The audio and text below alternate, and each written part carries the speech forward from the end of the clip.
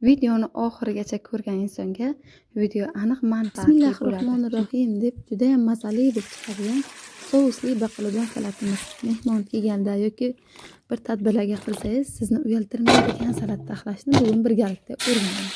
Baqlajonni to'g'rab 20 minut shu suvga eltib qo'yiladi.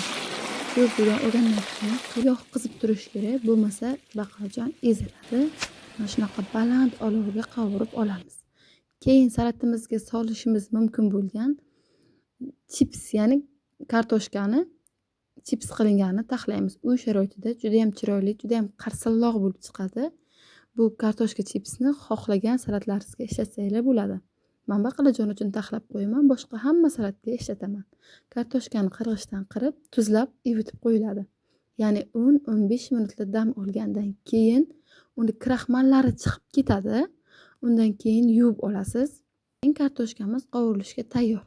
Kartoshkani ham qizib turgan yog'da kraxmallari bo'lmaganligi uchun dona bo'lib, bir-biriga yopishmasdan qarsilloq bo'lib turadi. Qizib turgan yog'da qizarguncha ko'p kavlab yubormaymiz. Ko'p aralashtirsangiz ezilib qoladi kartoshkalarimiz. Qizargandan keyin kartoshka chipsni mana shunaqa chiroyli, ajoyib, juda ham vkusniy bo'lib chiqadi. Mazali, ko'rinishi ham, ta'mi ham zo'r bo'lib chiqadi kartoshkamizni qovurib olganimizdan keyin bizga pomidorlik sous, men pomidordan baqlajonim uchun sous qilaman. Menda bu retseptlarni hech kimdan, hech qanaqa kitobdan olmaganman. Pomidor sousimizga pomidorni chopperdan o'tkazib, chesnok solamiz, ko'katlar solamiz, unga tabga qarab ziravorlar solinadi. Keyin salatimizni yig'ishni boshlaymiz.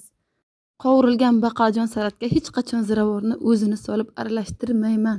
Chunki baqlajon usti qattiq, ichi yumshoq bo'lganligi uchun baqlajonning ziravorlari to tuzlari eriguncha ezilib ketadi.